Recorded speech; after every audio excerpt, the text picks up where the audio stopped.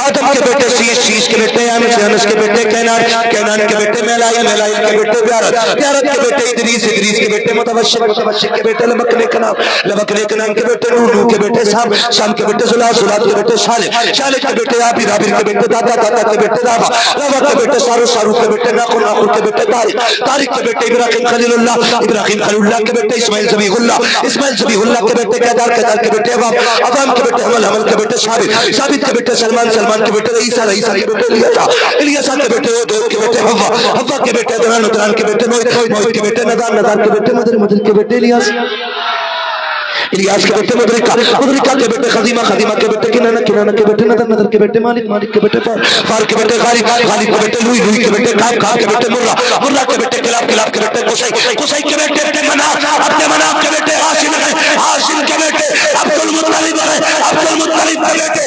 عبداللہ کے بیٹے محمد رسول اللہ کاریگر سے اگر پینٹ کراؤ گے تو اچھے پینٹر سے کہ گھٹیا پینٹر سے اگر بیڈ صوفہ بنواؤ گے تو اچھے کاریگر سے کہ کچے کاریگر سے کیوں تاکہ کوئی بھی آئے ہماری عمارت میں عیب نہ نکالے کوئی یہ نہ کہے کہ اس کی منزلیں کچی ہیں کوئی یہ نہ کہہ سکے مضبوط بنیاد نقیق ہے ہم اس لیے اچھے کاریگر تلاش کرتے ہیں کہ ہماری عمارت کو خطرہ نہ ہو ہم اس لیے اچھے کاریگر تلاش کرتے ہیں تاکہ کوئی ہماری عمارت کو خراب نہ کہہ سکے ہم اس لیے اچھے پینٹر تلاش کرتے ہیں تاکہ کوئی عیب نہ نکال سکے میں تو یہ کہتا ہوں پیارے یہ عمارتیں کچھ دن کی ہے لیکن جس دن اعلان ہوگا اور ساری کائنات فنا ہوگی قرآن اعلان کرتا ہے کل من علیہا فان ویبقى وجہ ربک ذو الجلال والاکرام ہر شے فنا ہو جانی ہے صرف خدا کی ذات باقی لگے گی تو یہ فانی چیزیں ہیں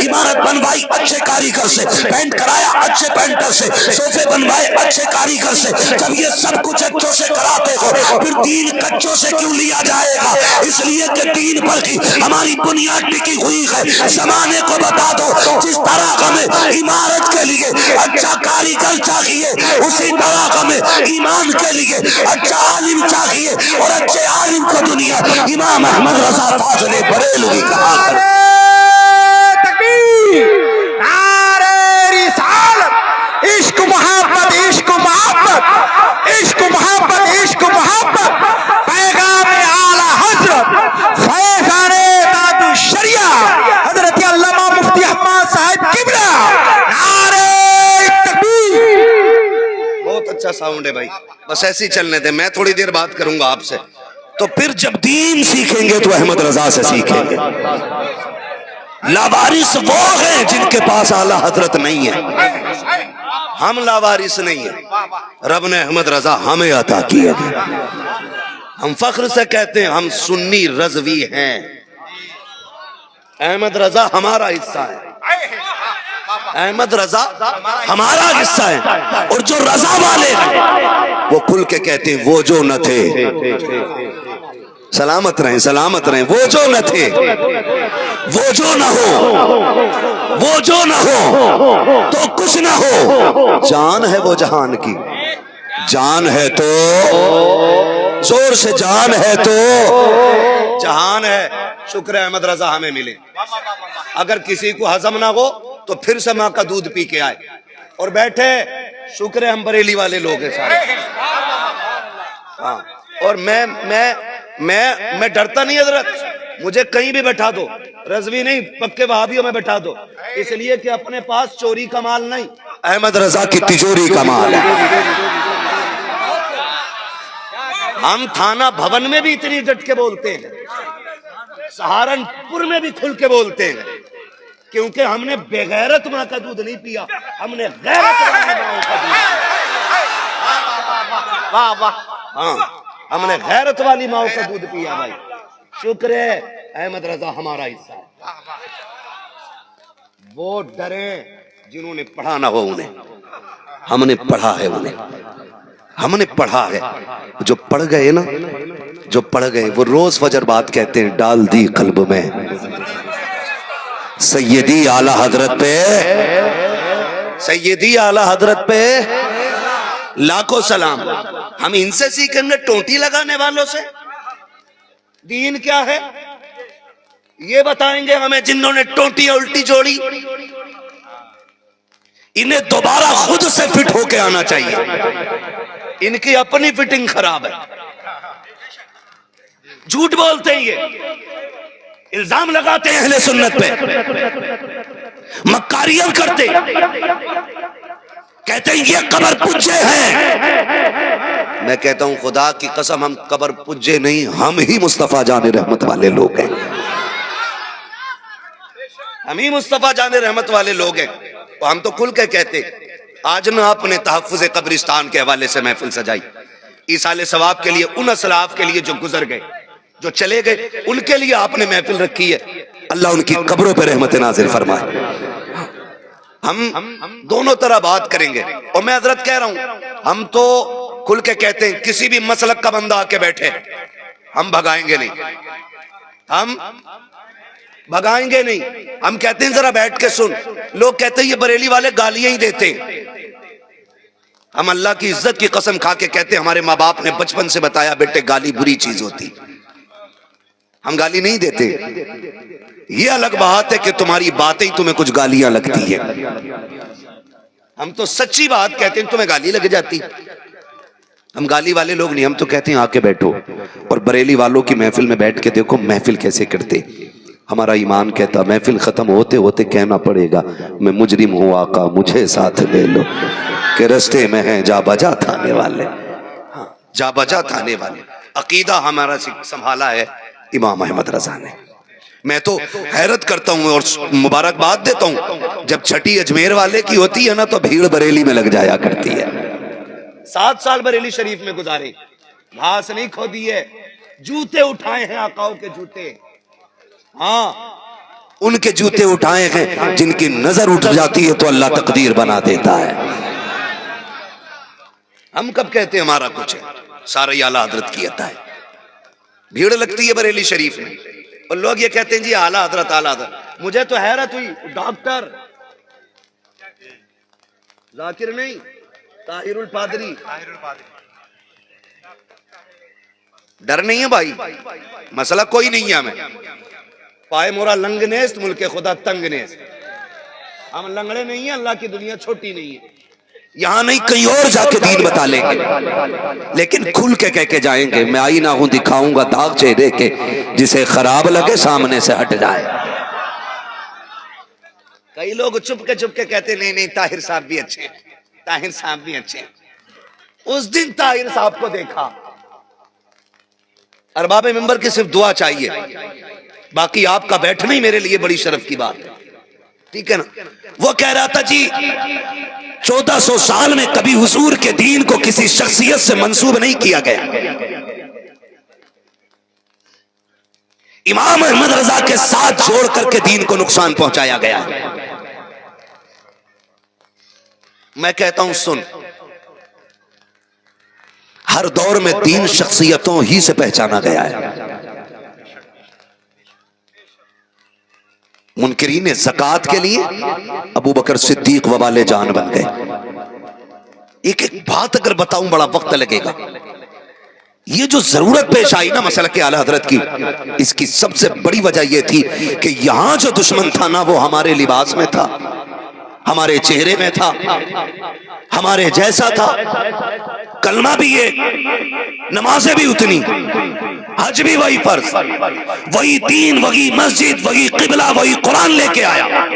یہ تو احسان احمد رضا کے کہ انہوں نے نقاب پلٹ کے بتایا، دھوکہ نہ کھانا، لمبی داڑھی دیکھ کے بہک نہ جانا، یہ جو قرآن کا ترجمہ لے کے آیا ہے نا یہ ایمان چرانے آیا ہے۔ اور کئی لوگوں کو تکلیف ہوتی ہے مسلک اعلیٰ حضرت کا نعرہ نہ لگے، میں تو کہتا ہوں قسم خدا کی، کہتے ہیں جی مجدد الفسانی کا نعرہ لگاؤ، تو میں نے کہا مجدد الفسانی نے اکبر کے دین الہی کا ایسا گلا گھوٹا کہ قیامت تک وہ اٹھنے والا نہیں ہے۔ جب اکبر کا دین الہی ختم تو پھر مجدد الفسانی کے نعرے کی ضرورت نہیں رہی۔ ہم کہتے ہیں تم وہابیت کا نام مٹا دو، ہم احمد رضا کا نعرہ لگانا بند کر دیں گے۔ جب تک وہابیت ہے تب تک امام احمد رضا کے نعرے کی ضرورت ہے، کیونکہ وہابیت زہر کو کہا جاتا ہے اور مسلک اعلی حضرت اس کے تریاق کو کہا جاتا ہے۔ اس لیے یہ نعرہ لگتا رہے گا، جب تک وہابیت رہے گی تب تک اعلی حضرت کا نام لیا جاتا، ورنہ اگر میں غلط کہہ رہا ہوں تو انہیں تکلیف صابر پاک کے نام سے نہیں ہوتی، وارث پاک کے نام سے نہیں ہوتی، معین الدین اجمیری کے نام سے نہیں ہوتی ہے، ان کو تکلیف جو ہے وارث دیوا کے نام سے نہیں ہوتی ہے، صرف اعلی حضرت کے نام سے کیوں ہوتی ہے؟ تو وجہ صرف اتنی ہے کہ اعلی حضرت نے ان کی کھال ادھیڑ کے رکھ دی ہے، ان کے چہرے سے نقابیں پلٹ پلٹ کے دکھائی ہے۔ جب انہوں نے قرآن کا ترجمہ پیش کیا اور کہا وجدک ضالا فہدی، اور آیت کا ترجمہ جب کیا اور قلم اٹھا کے لکھا محبوب ہم نے آپ کو گمراہ پایا تو آپ کو ہدایت عطا کی، میں پوچھنا چاہتا ہوں نجد کی بدماش اولادوں نے، ان کے بڑے بڑے بگڑے لوگوں نے جب قرآن پاک کا ترجمہ اس لیے کیا اس طرح کیا تھا کہ محبوب آپ کو گمراہ پایا ہے، تب آپ کو ہدایت دی گئی ہے، مجھے بتا تو صحیح جو کائنات کے لیے ہدایت بن کے آیا ہو وہ گمراہ کیسے ہو سکتا تھا؟ اگر نبی کو گمراہ مانا جائے تو معاذ اللہ ایمان سلامت نہیں رہتا ہے۔ اگر گمراہ مانو گے کبھی یہ ترجمہ کیا جائے گا، اگر یہ ترجمہ کرو گے تو گمراہ مانا جائے گا، اور اگر گمراہ مانو گے تو ایمان کا جنازہ نکل جائے گا۔ جب اس طرح سے ترجمہ پیش کیا گیا امام احمد رضا کی نگاہ پڑ گئی، وہ تو رب کا کرم سمجھو احمد رضا بریلی میں پیدا ہو گئے اس لیے ایمان کا جنازہ نہیں نکلا ہے۔ انہوں نے آیت کریمہ دیکھی ووجدک ضالا فہدی، محبوب آپ کو جب انہوں نے یہ ترجمہ کیا آپ کو بھٹکا ہوا پایا تو ہم نے آپ کو ہدایت عطا کی۔ امام احمد رضا کنز ایمان لے کے آ گئے، گھبرانا مت، یہ ترجمہ نہ پڑھنا، اصل ترجمہ میں لے کے آیا ہوں، پتا میرے امام کیا ہے؟ تب میرے امام نے کہا تھا ووجدک ضالا فہدی، اے محبوب ہم نے آپ کو اپنی محبت میں وارفتہ پایا تو اپنی جانب آپ کو راہ دی، کہا سنو جو بھٹکا ہوا ہوگا وہ ہدایت کے لائق نہیں ہوگا، جو ہدایت والا ہوگا وہ بھٹکا ہوا نہیں ہو سکتا۔ نعرے تکبیر، نعرے رسالت، مسلک اعلی حضرت، تعلیمات اعلی حضرت، پیغام اعلی حضرت حضرت علامہ مفتی حماد صاحب قبلہ، نعرے تکبیر۔ شکر ہے رب نے اعلی حضرت ہمیں عطا کی ہے۔ سمجھ گئے نا کون ہے اعلی حضرت؟ میں اگر ساری مثالیں دوں تو بڑا وقت لگے گا، ایک موٹی بات بتا کے میں نے بتا دیا، کنز ایمان دے کے ایمان بچا لیا، کنز ایمان دے کے ایمان بچایا ہے۔ اور جب علم غیب پہ بات اٹھی تو میرے امام نے نہ دولت المکیہ بالمادت الغیبیہ جیسا بم عطا کیا کہ آج تک وہابیت اس کے نام سے کانپتی ہے، اور آج تک کوئی مائی کلال اس کا جواب نہ دے سکا۔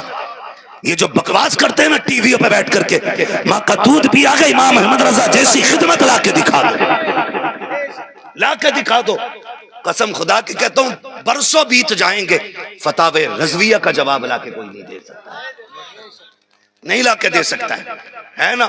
ساری بریلی والے ایک نعرہ میں لگاؤں پتہ لگا لوں کتنے بریلی والے بیٹھے، جواب ملے گا، جواب ملے گا۔ عشق محبت عشق محبت، جنہوں نے ہاتھ اٹھائے اللہ احمد رضا کا صدقہ انہیں ماں باپ کے ساتھ عمرے کا سفر عطا فرما دے۔ عشق محبت عشق محبت عشق محبت عشق محبت، بستی بستی کریا کریا، بستی بستی کریا کریا، یہ بریلی والوں کی محفل ہے۔ شکر ہے رب نے ہمیں امام احمد رضا عطا کی ہے۔ اگر یہ تو علمی خدمات ان کی الگ کی بات رہی، میں کہوں اگر پڑھو امام احمد رضا کو تو اپنے وقت کے سب سے بڑے صوفی کو امام احمد رضا کہا جاتا ہے۔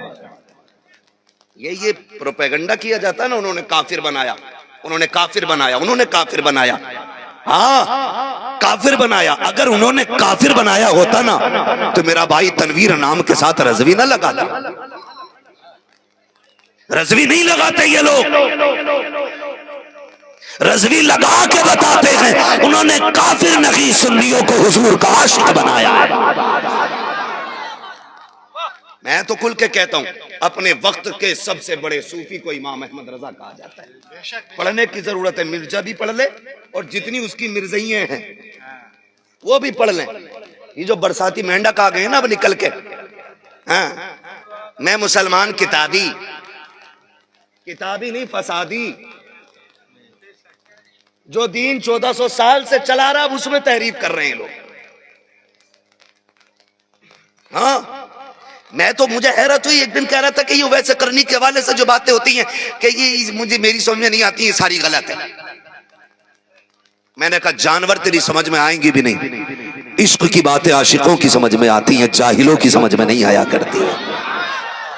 یہی بات تو تیرا باپ ابو جہل کہتا تھا کہ مجھے سمجھ میں نہیں آتا یہ ٹکڑے کیسے کر دیتے ہیں چاند کے. رب نے کہا محبوب آ رہا تیری چوکھٹ پہ پتھر لے کے, دکھا تو میرا محبوب ہے. آیا کہنے لگا اچھا چلو آج بتا دو میری مٹھی میں کیا ہے, مان جاؤں گا. حضور فرماتے میں بتاؤں تو کیا کمال ہے, تیری مٹھی میں جو ہے نا اس سے پوچھ میں کون ہوں. اس نے جب کان لگایا نا تو پتھر کہہ رہے تھے لا الہ الا اللہ محمد. یہ اس کی مٹھی کے پتھر بول گئے, مٹھی کے. مر کے تو دیکھ انجینئر, مر کے دیکھ پادری, پتہ چلے گا مسئلہ کہ اعلیٰ حضرت کیوں اور کسے کہا جاتا ہے. مسئلہ کہ اعلیٰ حضرت کسے کہتے ہیں بتاؤں. مسئلہ کہ اعلیٰ حضرت اس کو کہتے ہیں لہد میں عشق رخ شہ کا داغ لے کے چلے, اندھیری رات سنی تھی چراغ لے کے چلے, تیرے غلاموں کا نقش قدم ہے راہ خدا, وہ کیا بھٹک سکے جو یہ سراغ لے کے. میں کہتا ہوں امام احمد رضا اپنے وقت کے سب سے بڑے صوفی کو کہا جاتا ہے. امام احمد رضا کانفرنس بھی ہے, شاید میں صحیح بول رہا ہوں اپنی جگہ پہ, ہے نا. بعد میں فرمائشیں نہ کیجئے گا, کئی بار پھنس جاتا ہوں, میں تقریر کر دیتا ہوں تو پھر نیچے سے کہہ دیتا یہ اور سنا دو. بس آج وہ سن لو جو میں کہنے آیا ہوں. ہاں میں کہنے آیا ہوں, سنیں ذرا. اپنے وقت کے سب سے بڑے صوفی کو امام احمد رضا کہا جاتا ہے. میں اور آپ اپنے اعمال کا محاسبہ کریں. میں آج جبہ قبہ پہن کے بیٹھا ہوں, لوگ ہاتھ چومتے ہیں, اگر لوگ اٹھے نا میرے لیے تو مجھے چڑ ہو جاتی ہے, بھائی میرے لیے جگہ کیوں نہیں دی گئی, جبکہ ہم کیا ہیں, اوقات کیا ہماری. خدا کی قسم اگر اللہ نے عزت کے پردے نہ ڈالے ہوتے نا ہم کسی کو منہ دکھانے کے نہیں. یہ کڑوی سچائی ہے, آج بنے پھرتے ہیں ہم. اور امام احمد رضا وہ ہے جس نے ایک نہیں ہزاروں کتابیں لکھی ہیں, ہزاروں کتابیں جس نے لکھی, اور نعت بھی لکھی تو ایسی لکھی کہ کوئی مثال نہیں ملتی ہے. لمیاتی نظیر و کفی نظرین مثلے تو نشد پیدا جانا, جگراج کو تاج تو رے سرسو ہے تجھ کو شہید و سرا جانا, اور روح فدا کا فضد حرقہ یک شولہ دگر برزن عشقہ مرتن من دھن سب پھونک دیا, یہ جان بھی پیارے جلا جانا.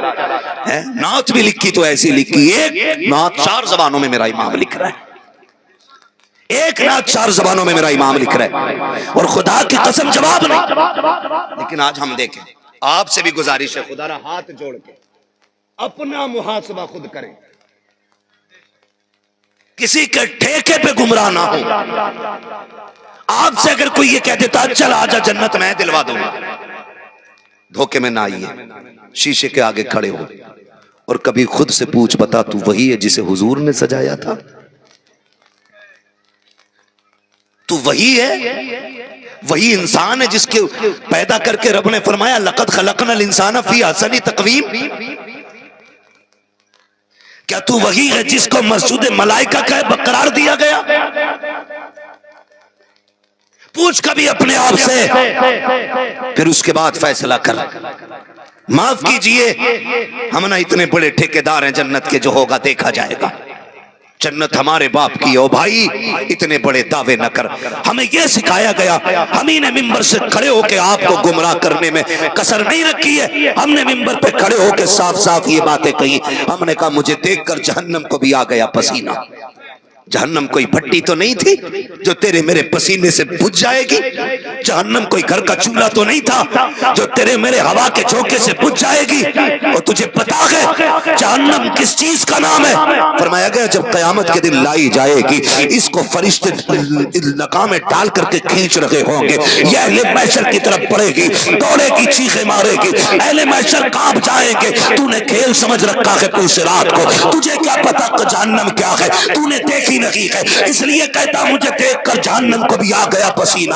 وہ نبی جو دیکھ کر کے آیا تھا، جب سے دیکھ کر کے لوٹا، رات بھر سوتا نہ تھا، پوری پوری رات قیام کرتے تھے۔ ام المومنین عائشہ صدیقہ کہتی تھی محبوب میرے ماں باپ قربان ہو جائے، اتنے لمبے قیام کرتے ہو کہ پیروں پہ ورم آ جاتا ہے، مصطفیٰ لیٹ جایا کرو۔ تب میرے نبی نے کہا تھا عائشہ میرا بھی جی چاہتا ہے بستر پہ لیٹو، میں بھی چاہتا ہوں آرام کرو، لیکن جب امت کے عمل یاد آتے ہیں تو بستر اچھا نہیں لگتا ہے، جب امت کا پل صراط سے گزرنا یاد آتا ہے تب نیند نہیں آتی ہے۔ تیرے میرے لیے میرا نبی رات پر مصلے پہ کھڑا رہتا تھا، آج شراب پینے والا 500 روپے دیتے ہم اسے جنت کا سرٹیفکیٹ دیتے ہیں، پیاز کھانے والا 1000 روپے دیتے ہم اسے جنتی قرار دے دیتے ہیں۔ ہوتے کون ہے جنت بانٹنے والے؟ نہ جنت تیری ہے نہ میری ہے، جنت رسول پاک کی ہے۔ نہ تیرے چاہنے سے جنت ملے گی نہ میرے چاہنے سے ملے گی، جنت اسے ملے گی جسے حسنین کا نانا چاہے گا، زہرا کا بابا چاہے۔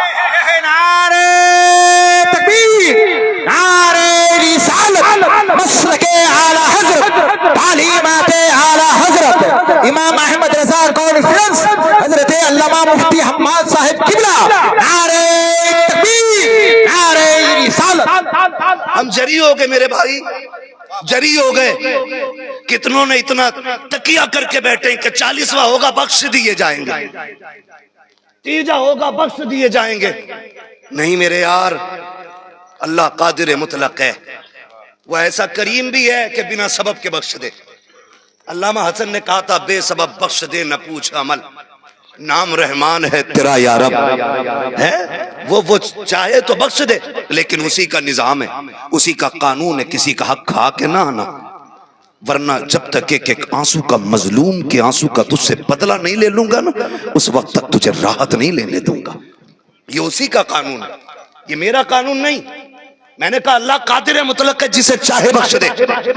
اور جہنم، اور ڈرو یار، حضور فرماتے تھے لوگوں، کئی بار کہتے ہیں نا رضوان اپنی جنت اپنے پاس رکھ لے، یہ ہماری شاعری میں مفہوم ہوتے ہیں، یہ مفہوم ہوتا کہ ہمیں تیری جنت کی ضرورت نہیں ہے۔ حضور فرمایا کرتے تھے لوگوں جب بھی ہاتھ اٹھے میرے رب سے جنت ضرور مانگنا۔